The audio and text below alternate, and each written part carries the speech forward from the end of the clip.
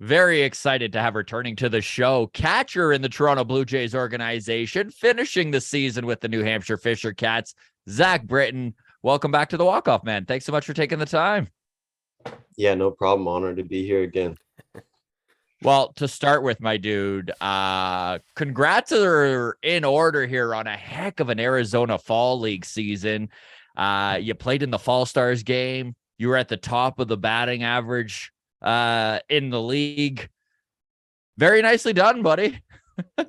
Thank you. Thank you. I appreciate it. It's funny too, because last time we talked to you, man, you had gone through that injury in college. Your groin wasn't at its peak. You were just starting to get back to catching games behind the plate. And here we are like 18 months later, and you played the bulk of your time as catcher again. So well done getting back. I'd love to hear how that process went for you. And I don't even mean the position. I just mean you feeling confident enough in your body to be able to get back there and perform like you're used to. Well, I think first and foremost, it was kind of a collection of not just myself and not just my preparation, but some really good coaches around me and some really well put together plans from the Blue Jays organization from top to bottom that really helped me out with everything I needed defensively. Playing the majority of, because catching's where you want to be, right? Obviously there's all sorts of advantages to having versatility to play around the diamond, but you consider yourself a catcher. Yeah, I do. I mean, I love being in control of the game. Hold on. Sorry about that.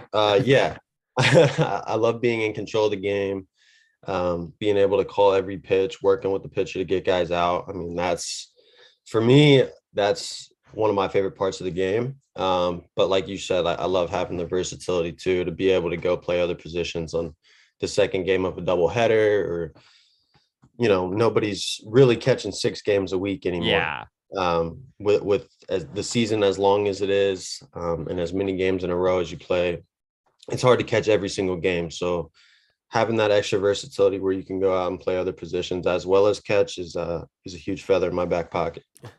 I just want to jump in here, Scott, just because you talk about enjoying the aspect of taking control of the game and coming up with the strategies to get guys out. That's something that's always talked about with catchers, right? They mature later because it takes so long to really get that knowledge base, right? Like the veteran catcher has so much value in that regard. So as a minor leaguer, I'm just curious, is it all just an experience thing, or do you have coaches that are working with you and trying to educate you? Like, are you sitting through Zoom presentations and PowerPoints on all the different strategies? What's the learning like on how to call a game? I think now more than ever, we have a better idea just based on analytics, and where certain pitches play the best. But I mean, I've been doing it my whole life, minus a couple years recently.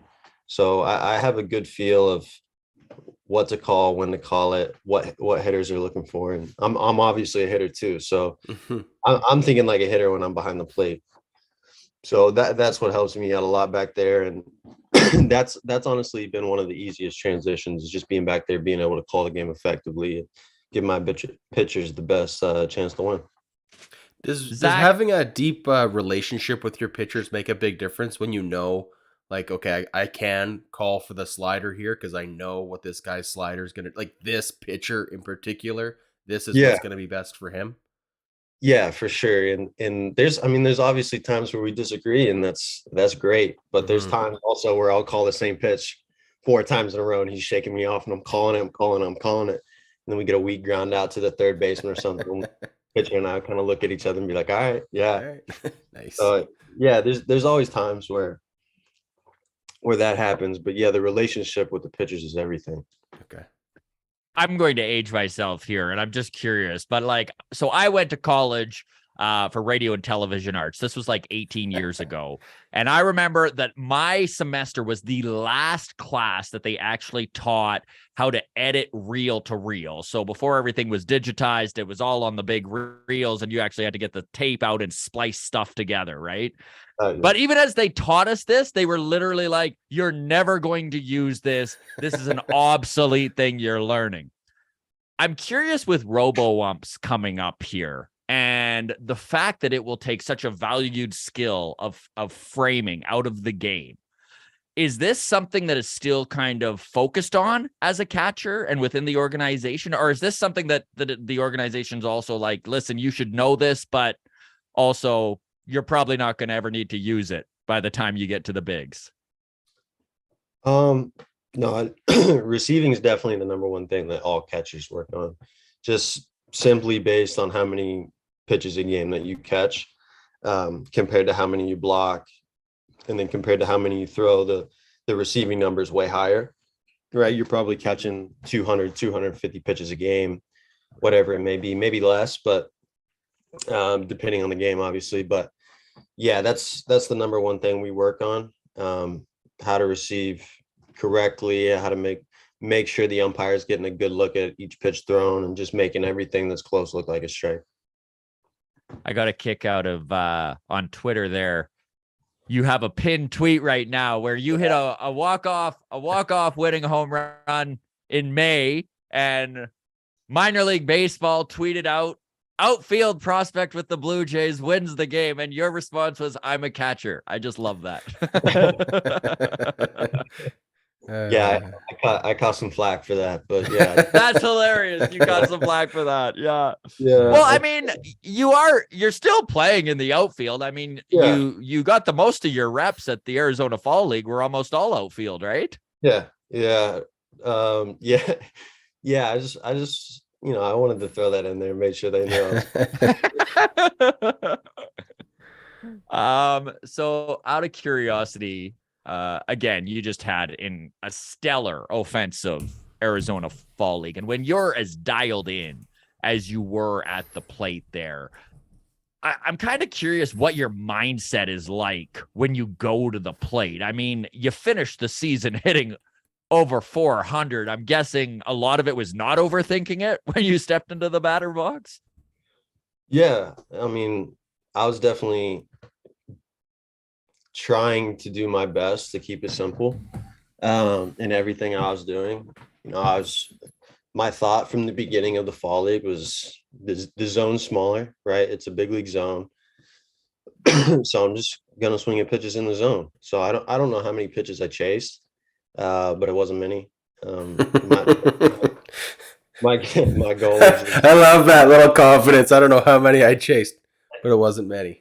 But no, it was my approach was just get a good pitch to hit over the middle of the plate, be on time, and if I could do that, I had a pretty good chance to hit something hard. Is going to the Fall League a Jays decision or a joint decision? I know sometimes they send guys like Hagen Danner, right, who just didn't have enough innings. In your case, did they have you working on something specific? Yeah, they told me in, I think it was August, that I was going to go.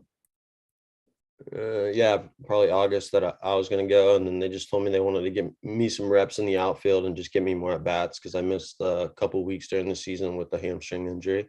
Mm-hmm. So yeah, they were just trying to get me at bats and get me comfortable in the outfield going into next year. That was pretty much it. Where is your confidence level at in the outfield? I mean, defensive metrics, you look good. Yeah, no, it's not, I don't think it's a confidence thing. I think it's more just a positioning thing. Routes and stuff, eh? Well, not necessarily routes, just where to start, where to start, depending on the hitter.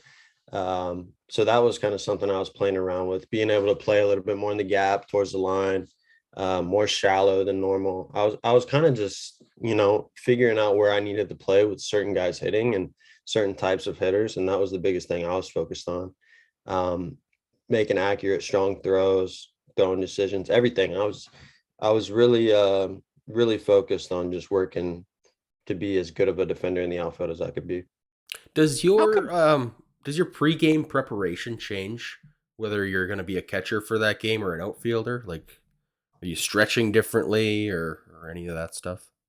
Not so much stretching differently. I do the same kind of routine in the training room pretty much every day. But yeah, definitely the early work changes. The days I catch, I do a lot of hand stuff, catching work, glove work. Right. I actually do some ground balls when I catch. I do ground balls off the machine every single day. And in the outfield, obviously you're getting fly balls, low liners, actually ground balls in the outfield. So yeah, it definitely changes day to day based on position. But in the fall league, it was pretty consistent with, just taking BP reps, and a couple days a week, we do some early work in the outfield. I'd actually love it if you took us through when you're catching the 24 hours beforehand. What does that kind of look like? Like, how much time do you spend with the starting pitcher? How much time are you spending going over opponents' lineups? Like that sort of stuff. What does that 24 hours look like? Okay, so let's say we have a 7 o'clock game. We're probably getting to the field around 1 or 2. And then I might have some early work. So get my hitting done, everything like that. And then, like I said, I'll go to the machine and just receive off the machine, block, do some transfer footwork just to really get loose, make sure my fundamentals are solid, little things I'm working on, making sure I'm nailing those in. And then hit BP, whatever. Then there's usually some time after BP before the game. So that's when the pitcher usually arrives. Around after BP. Now you're looking at probably 2.5, 3 hours before the game. And depending how much we've played the team in the past, that'll kind of determine how much you're having a conversation about the right. lineup. But if there's any like new additions in the lineup, if there's like, we'll go over hot and cold hitters, kind of some hot zones, where to throw certain pitches to certain guys. So yeah, we'll definitely have those conversations. That's probably 2-3 hours before the game. Fast forward a little bit.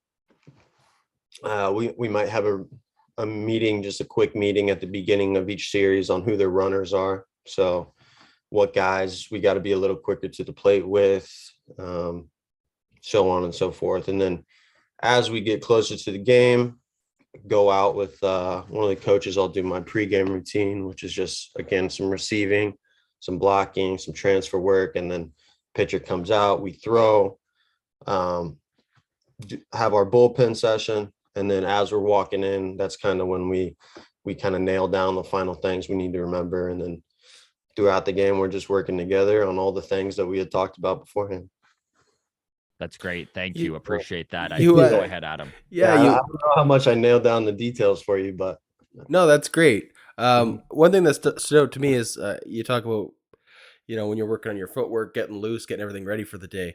Obviously there's got to be times where, you're in the warm up and you're throwing down to 2 or whatever the case may be, and the ball just seems to be flying today. Like, you're just like, oh, I am on my game today. But do you ever have like a pregame warm up where you're just like, oh, I'm feeling slow. You're like, uh-oh. You're like, my reflexes don't quite seem as sharp. I don't know if I slept in a weird hotel or whatever. Yeah, do you ever have those days? And how do you go into the game being like, I'm a little bit slow and I gotta hide this today. I gotta still look good, even though I don't. Yeah, well, I forgot to mention, like, usually before every game that I catch, I'm getting like stretched from one of our trainers, and then I'll go out and I'll actually throw like plyo balls before I start my routine. So I'll do like a whole little drive line program by myself out there, like hour before the game.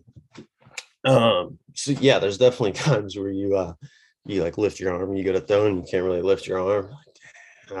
This one's gonna be tough. But, usually, once it gets close to game time, I would say the adrenaline usually takes over to get you started, and then once you get the game started, you're usually all there. Or at least for me, I'm usually all there. But yeah, there's definitely those times where you step out to the field, you're like, wow, I got to play a game today. It's going to be tough. See, okay, that's a great answer, because this is why you're a pro. Is because even when you're having an off day, you're still able to perform. So that's why you're sitting there and I'm sitting here. That's the separator, right? Like the guys who do feel like that and they go out and still perform, those are the guys who, continue to advance and get the most out of themselves. So totally, it's something that you got to be comfortable feeling, for sure. Absolutely. Well, hey, that's why Michael Jordan's one of the greatest of all time, right? Even with the flu, he's still better than anybody else on the court. So there you go. Yeah, there's merit to that for sure. So when the Blue Jays announced the players that were going to the Arizona Fall League, we actually had quite a few questions where you're going to be able to answer this far better than we were, but we just had listeners that were like, hey, how competitive is the Arizona Fall League? And if you can speak to that, even just compared to, let's say, AA, where does Arizona Fall League kind of land on that scale? It's a good question. I would say it's probably somewhere between AA and AAA. Okay. Yeah, I would say pretty similar to AA. But then again, you have some guys from the big leagues playing in the Arizona Fall League, and then you also have some younger prospects from low A playing in the Fall League. So it kind of just depends on the day, really, depending on who's playing that day. It's kind of a weird little dynamic, but yeah, I would say somewhere kind of between AA and AAA.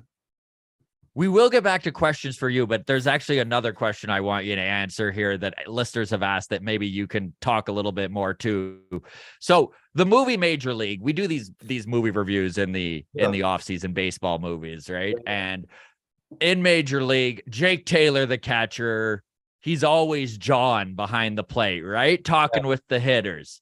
How prevalent is that actually in baseball, and are you a little bit of a mouthpiece sometimes?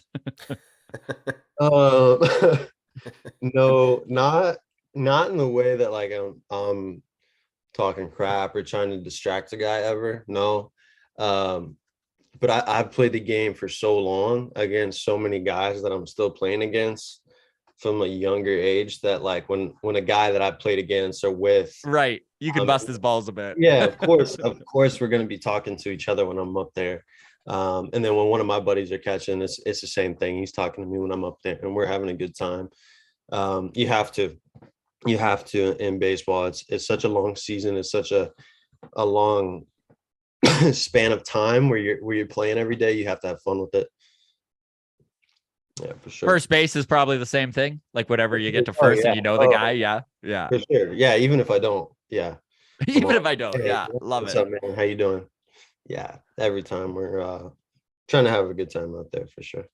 That's good. When you run into these old teammates, from Pee Wee and Bantam age growing up or whatever, you're in Buffalo, they're in town, you're wherever you're playing. Do you ever like go for drinks or chicken wings with these guys after the game, or is it like now you stick with your Jays affiliation and they stick with theirs?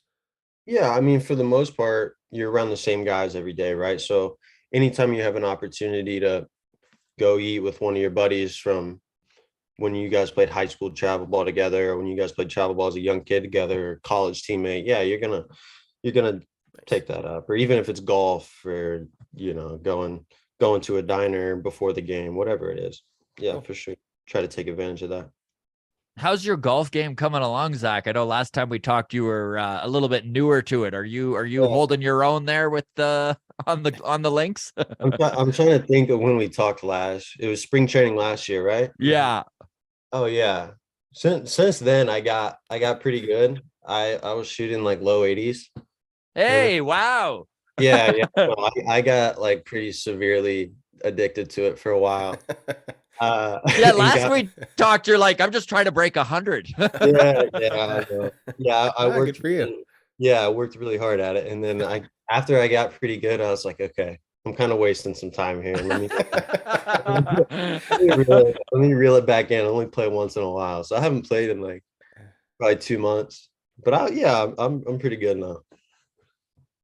All right, you have caught a lot of the top pitching prospects in this Blue Jays system. Obviously, you never really know when a pitcher's going to like fully click, but there's definitely some talent in this organization Who are some guys that you have been behind the plate watching them pitch that Jays fans should be keeping an eye on?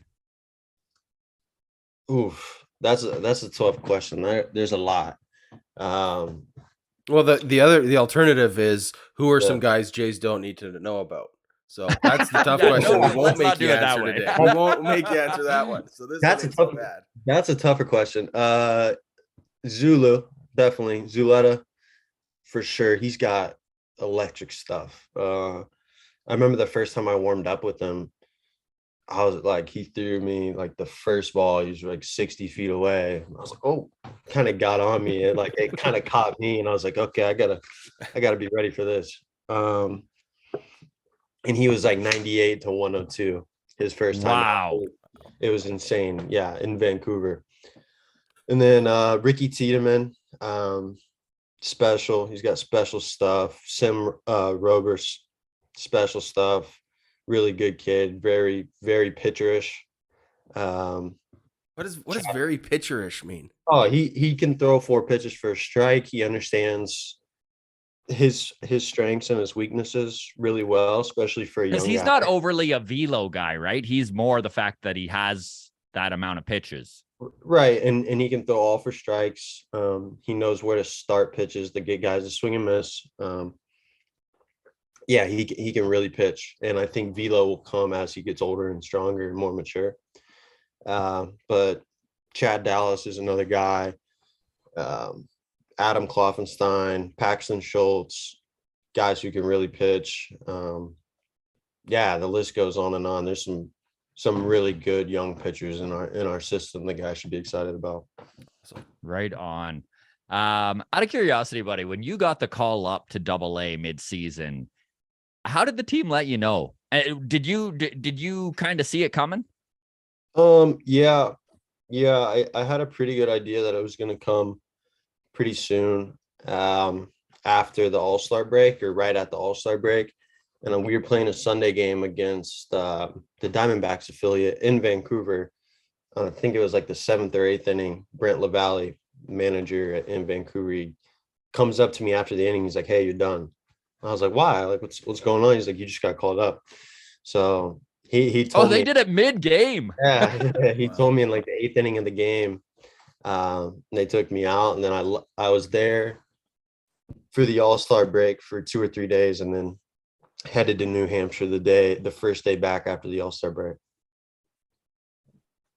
So you're back in Indiana now. What do you do the first month of the off season? Like, do you try to take a little bit of a break from baseball, or are you still training right now? Or like, what does your off season look like? Yeah, I'm definitely taking some time off baseball just to let everything kind of recover. I don't want to be adding volume, throwing wise or hitting wise right now, but weight training has been my biggest thing. Since I got back, I started the day after I got back training hard, and I've been going every day since. Yeah, it's funny how important it is to kind of, when you're submersed in anything, it's really rejuvenating to take that time, right? Yeah. You know, like, yeah. I was supposed to take some time off lifting too, but I was home for a couple of days, and I was just sitting around, and I was like, yeah, I gotta do something. Yeah. Okay, so there are some rule changes coming up in Major League Baseball next year. Of course, you've already dealt with one of them in the minor league system, which is the pitch clock. And I'm curious, from a catching perspective, how much time that took you to get used to, and if it was a big deal at all, or really it was just more of a, like I said, getting used to it. I would say the first few series we used it this year, we had some struggles with it. I think we had some balls called on us. We had some strikes called on us in the box, but I think it was like 2 weeks in, and I mean, you hardly notice it. Right. I mean, you get the occasional ball or strike call on you because you took too long to get in the box to throw the pitch, but no, other than that, it's you don't really notice it for the most part. Did it mess with the pitchers at all? Maybe at the very beginning, their first couple outings with it, maybe. But I think everybody did a pretty good job getting used to that.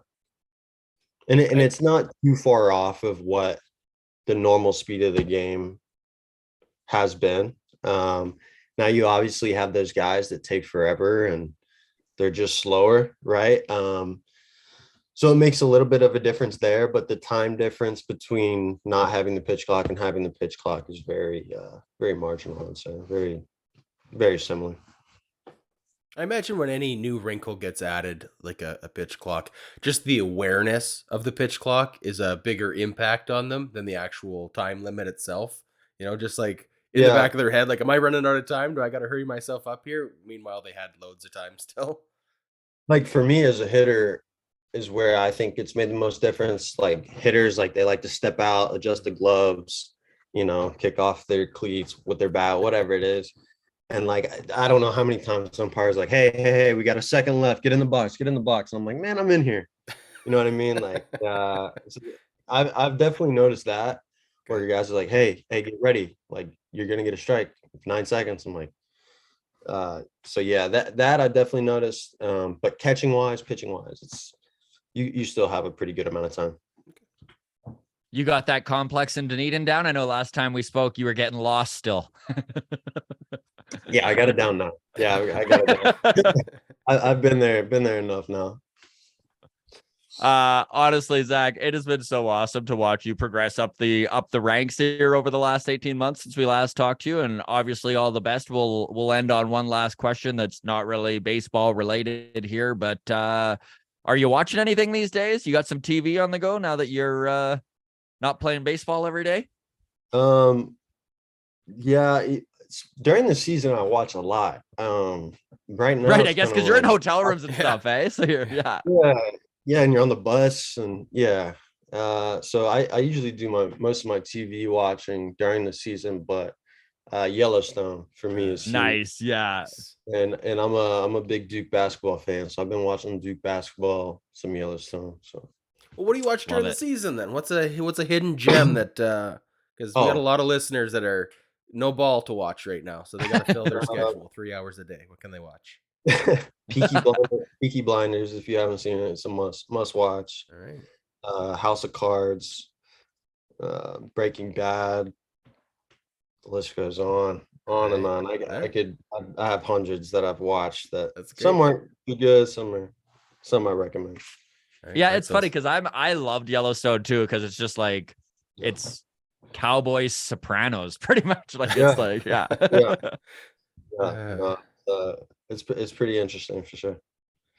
Right on. Well, Zach, thank you so much for taking the time to talk some baseball with us. We really appreciate it, man, and all the best in the upcoming season. No problem, guys. I appreciate you. Right on. Hopefully we can do this again down the road. Take care of yourself. Yes, sir.